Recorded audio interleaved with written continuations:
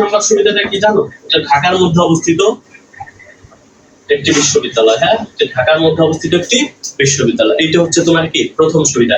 কেন ঢাকার মধ্যে হলে তুমি কি কি সুবিধা পাবা? তোমরা আশা করি বুঝতে পারছো যে ঢাকার মধ্যে একটা বিশ্ববিদ্যালয় থাকলে এবং সেখানে তুমি যদি পড়াশোনা করো তোমার কি কি সুবিধা পেতে যাচ্ছ। তো প্রথম কথা হচ্ছে তুমি বিভিন্ন পার্ট টাইম জব করতে পারবে। হ্যাঁ, ঢাকায় তোমার তো জানোই পার্ট টাইম জবের বেশ ভালো সুযোগ আছে সেখানে। হ্যাঁ, তুমি চাইলে পার্ট টাইম কাজ করে পার্ট টাইম তোমার বিভিন্ন জব করে তুমি তোমার পড়াশোনার খরচ চালাতে পারবে। যেহেতু এটা বাংলাদেশের রাজধানী বা একটা কেন্দ্রে আছে, তাই না? এখানে পার্ট টাইম জবের কি অভাব নেই। তো পার্ট টাইম জব করে তুমি তোমার পড়াশোনার খরচটা চালাতে পারবে। তো প্রথম কথা, ঢাকায় থাকার কারণে তুমি প্রথম সুবিধা কি পাচ্ছ? পার্ট টাইম জব করার একটা সুযোগ পাবে, যার মাধ্যমে তুমি তোমার পড়াশোনার খরচ চালাতে পারবে। আচ্ছা, গেল।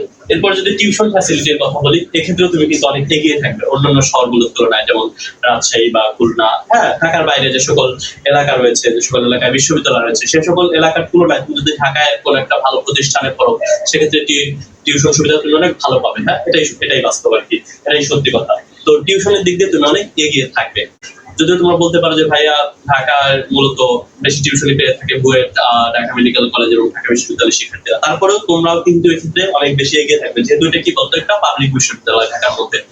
তো এই জন্য কিন্তু তোমরা কি টিউশনের ক্ষেত্রে বেশ সুবিধা পাবে। তার মানে বুঝলা কি বলতো? দ্বিতীয় সুবিধাটা কি? টিউশন সুবিধা। টিউশন সুবিধার মাধ্যমে তুমি কি করতে পারবে? নিজের পড়াশোনার খরচ চালাতে পারবে, ইভেন অনেক সময় তুমি বাসায় টাকা দিয়ে হেল্প করতে পারবে। হ্যাঁ, তো এটাই। তো এই সময় আসলে তোমার বাসা থেকে টাকা নিতে কেমন লাগবে, তাই না? তো অনেকের ক্ষেত্রে ব্যতিক্রম, তারা নিতে পারে, তো তাদেরকে আমি ছোট করছি না। তবে বেশিরভাগই স্টুডেন্টরাই এমন হয়ে থাকে যে নিম্ন মধ্যবিত্ত পরিবারের সন্তান, মধ্যবিত্ত পরিবারের সন্তান, এবং তোমার নিজেরও একটা আত্মসম্মান আছে, তুমি বাসা থেকে টাকা চাইতে কেমন লাগে, তাই না? বিষয়টা তোমরা আশা করি এটা বুঝতে পারছো যে যখন বিশ্ববিদ্যালয়ে পড়ো, তো তোমার বাসা থেকে যদি বারবার টাকা চাও তোমার কাছে খারাপ লাগতে পারে। ব্যতিক্রম আছে, অনেক হয়তো দিতে পারে ফ্যামিলি, ভালো।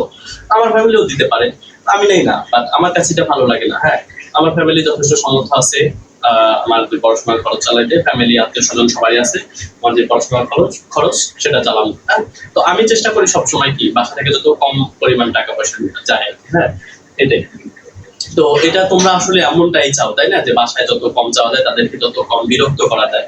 কারণ তো বুঝতেই পারছো তোমরা বিশ্ববিদ্যালয়ে পড়ো, তো সেই ক্ষেত্রে তুমি যদি এই বিশ্ববিদ্যালয়ে ভর্তি হতে পারো, তাই না, ভর্তি প্রস্তুতি নিয়ে, তো সেক্ষেত্রে টিউশনের ক্ষেত্রে ভালো একটা তোমার সুবিধা পাবা। হ্যাঁ, নিজের পড়াশোনার খরচ চালাতে পারবা এবং ভালো দক্ষতা থাকলে বাসায়ও টাকা পাঠাতে পারবা। তো টিউশন ফ্যাসিলিটিটা কিন্তু পেয়ে যাচ্ছ, এটা একটা খুশির বিষয়। তারপরে 3 নাম্বার যেটার কথা বলবো আমি, সেটা হচ্ছে তোমার জব ফ্যাসিলিটির দিক দিয়েও এগিয়ে থাকবে। হ্যাঁ, তো কিভাবে তুমি জব ফ্যাসিলিটির দিক দিয়ে এগিয়ে থাকবে? তোমার মেইন কথা হচ্ছে ভালো ভালো যে সকল চাকরি আছে, তাই না, নবম গ্রেড থেকে বা দশম গ্রেড থেকে প্রথম গ্রেড পর্যন্ত যে সকল ভালো ভালো চাকরি আছে, সবগুলো চাকরির পরীক্ষা কোথায় অনুষ্ঠিত হয় বলতো? ঢাকায় অনুষ্ঠিত হয়, তাই না? তো তুমি যেহেতু ঢাকায় থাকবে, ঢাকা সেন্ট্রাল ইউনিভার্সিটিতে পড়বে, তো সেক্ষেত্রে বিভিন্ন চাকরির ইন্টারভিউ, চাকরির পরীক্ষা দিতে তোমার ভোগান্তি হতে হবে না। হ্যাঁ, তুমি সেখান থেকেই পরীক্ষা দিয়ে আসতে পারবে, ইন্টারভিউ দিয়ে আসতে পারবে। কিন্তু দেখো, যারা ঢাকার বাইরে থেকে বিভিন্ন বিশ্ববিদ্যালয়ে পড়ে, তাদের ক্ষেত্রে কিন্তু একটু ভোগান্তির বিষয়, তাই না? তারা বিশ্ববিদ্যালয়ে পড়াশোনা করে বা মাস্টার্স করতেছে, অনার্স শেষ, তো সেখানে থাকে, সেখান থেকে ঢাকায় যাওয়া লাগে, বারবার আবার আসা লাগে, এটা একটা ঝামেলা, তাই না? আবার নর্মালি কি হয়ে যায়, নর্মালি সবাই অনার্স বা মাস্টার্স শেষ করার পর ঢাকায় চলে যায়। তো দেখছো বিষয়টা, তো তুমি যদি আগে থেকে সেই পরিবেশে মানিয়ে নিতে পারো এবং ওখানে থাকার মাধ্যমে তুমি কত সুবিধা পাচ্ছ, জবের পরীক্ষাগুলো অ্যাটেন্ড করতে পারতেছো খুব ভালো মতো নির্বিঘ্নে। তো দেখো, আমি তো বর্তমানে রাজশাহীতে আছি, তো আমার অনার্স যখন শেষ হয়ে যাবে বা গুরুত্বপূর্ণ যখন কাজ থাকে, বেশিরভাগই তোমার কি ঢাকায় যাওয়া লাগে। সেটাই, তো সেক্ষেত্রে তুমি কিন্তু এগিয়ে থাকবে। এবং জবের যে সকল তোমার কোচিং সেন্টার আছে বা বিভিন্ন শিক্ষণ সামগ্রী, সবকিছু ঢাকায় কিন্তু একটু কি বেশি এই সুবিধা। তো অন্য জায়গায় আছে, তবে ঢাকায় থাকলে এই জব ফ্যাসিলিটির দিকে তুমি কি এগিয়ে থাকবে। তো এটাই, জবের ক্ষেত্রে তুমি কি এগিয়ে থাকবে, জব ফ্যাসিলিটি। এই তিনটা দেখছো কত গুরুত্বপূর্ণ তিনটা তুমি বিষয় বা সুবিধা পাচ্ছ এগিয়ে ঢাকায় থাকার কারণে। তো এটা আশা করি বুঝতে পারছো। তারপর আমরা দেখি তুমি একটা পাবলিকে 2 নাম্বার হচ্ছে তুমি একটা পাবলিক অ্যান্ড ট্যাগ পাবে। হ্যাঁ, এটা কিন্তু পাবলিক বিশ্ববিদ্যালয়, 57তম পাবলিক বিশ্ববিদ্যালয়। শুধুমাত্র কি এটাই? আমি আগেই বলছি ভিডিওর শুরুতে, এটা 5ম স্বায়ত্তশাসিত বিশ্ববিদ্যালয় তোমার। ঢাবি, রাবি, জাবি, চবি, এই 4টা পরে কি এটার অবস্থান। এটা স্বায়ত্তশাসিত বিশ্ববিদ্যালয়, অন্য কোনো প্রতিষ্ঠানের উপর এটা নির্ভরশীল নয়। তো এটার মাধ্যমে তুমি কি পাবে? পাবলিকিয়ান ট্যাগ পাবে তুমি।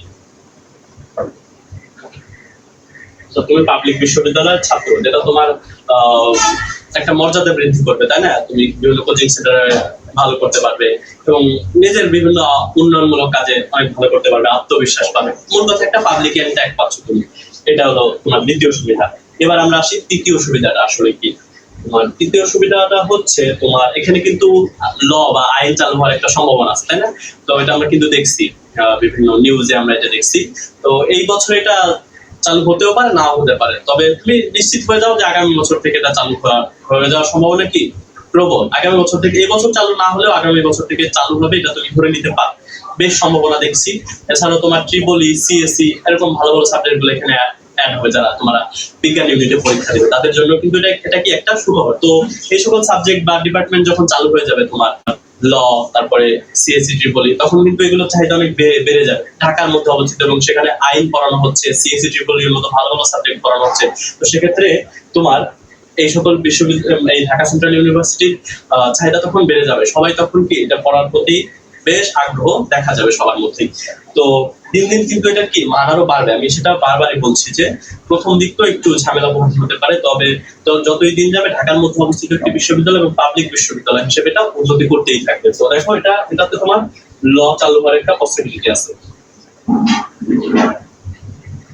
তো এটাতে যখন ল, ট্রিপলি, সিএসসি এগুলো যখন চালু হয়ে যাবে, তখন কিন্তু তোমার গুচ্ছভুক্ত বিশ্ববিদ্যালয় যে সকল আছে, তাই না, গুচ্ছভুক্ত যে সকল বিশ্ববিদ্যালয় আছে যেগুলো একটু মিডিয়াম ক্যাটাগরি বা নর্মাল ক্যাটাগরি, সেগুলোর তুলনায় মানুষ এটাকে বেশি গুরুত্ব দেবে, ঢাকা সেন্ট্রাল ইউনিভার্সিটি গুরুত্ব দেবে, সেগুলো রেখে এসে তখন এটা করতে হবে এবং সেটা যুক্তিযুক্ত, তাই না, বা সেটা যৌক্তিক। কারণ কি তোমার এখানে কত সুবিধা পাচ্ছ আমি আগেই বলছি, তো সে অনুযায়ী তখন তোমার ঢাকা সেন্ট্রাল ইউনিভার্সিটিতে পড়া উচিত। এখন দেখা যাক সেটা কত দূর যায়। ল, ট্রিপলি, সিএস আর ভালো ভালো সাবজেক্ট এগুলো, এই ডিপার্টমেন্ট গুলো কবে চালু হয়, বেশ সম্ভাবনা দেখতেছি। তো এটাই। হ্যাঁ, এবার আমরা 4 নম্বর যে সুবিধাটা আছে সেটা নিয়ে আলোচনা করবো। তো 4 নম্বর সুবিধাটা হচ্ছে তুমি বিসিএস এর কথা যদি বলি, বিসিএস এ তুমি তুলনামূলকভাবে কিছুটা এগিয়ে থাকবে। হ্যাঁ, তো ওই যে বললাম প্রথমে যে জব ফ্যাসিলিটি তুমি এগিয়ে থাকবে। ঢাকার মধ্যে যেহেতু বিসিএস এর বিভিন্ন ভালো কোচিং সেন্টার আছে, বিভিন্ন ম্যাটেরিয়ালস তুমি পাচ্ছ, আর মেন কথা তুমি একটা ভালো পরিবেশে থাকতেছো, তাই না? ইনস্টিটিউশন ম্যাটার করে না, আবার অনেক সময় ম্যাটার করে না কোন ক্ষেত্রে, তোমার নিজের মধ্যে যদি শেখার ইচ্ছা থাকে, পরিশ্রম করার ইচ্ছা থাকে, তাহলে ম্যাটার করে না। তো জাতীয় বিশ্ববিদ্যালয় এবং পাবলিক বিশ্ববিদ্যালয়ের মধ্যে পার্থক্যটা কি? মানে পাবলিক বিশ্ববিদ্যালয়ের এখানে পরিবেশটা ভালো, তাই না? এখানে সবাই মোটামুটি একটা পড়াশোনার মধ্যে থাকে, এখানে শৃঙ্খলাবদ্ধ একটা জীবন, তাই না? তোমার নিয়মিত ক্লাস করতে হয়, মোট কথা একটা তোমার ডিসিপ্লিন আছে এখানে। আর জাতীয় বিশ্ববিদ্যালয়ে কিন্তু ডিসিপ্লিন নাই।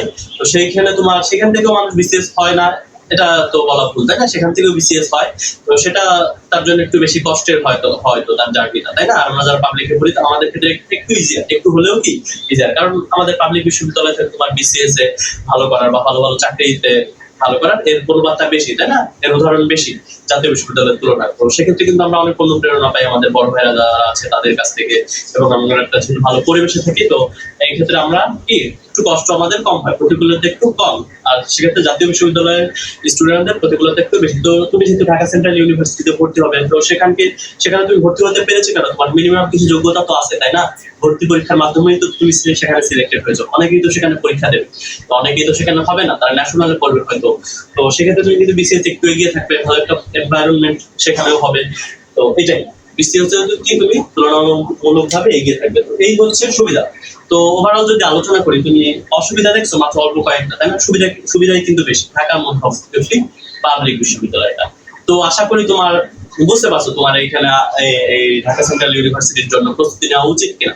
তো এই পর্যায়ে আমি তুমি তোমার প্রস্তুতি কিভাবে সাজিয়ে গুছিয়ে নিলে তোমার চান্স পারবে, একটা ভালো সম্ভাবনা সৃষ্টি হবে, সেই বিষয়ে আলোচনা করবো। হ্যাঁ, কিভাবে তুমি তোমার পড়াশোনাকে আরো ভালো মতো করতে পারবে, বেস্ট একটা প্রিপারেশন নিতে পারবে, সেই বিষয়ে আলোচনা করবো।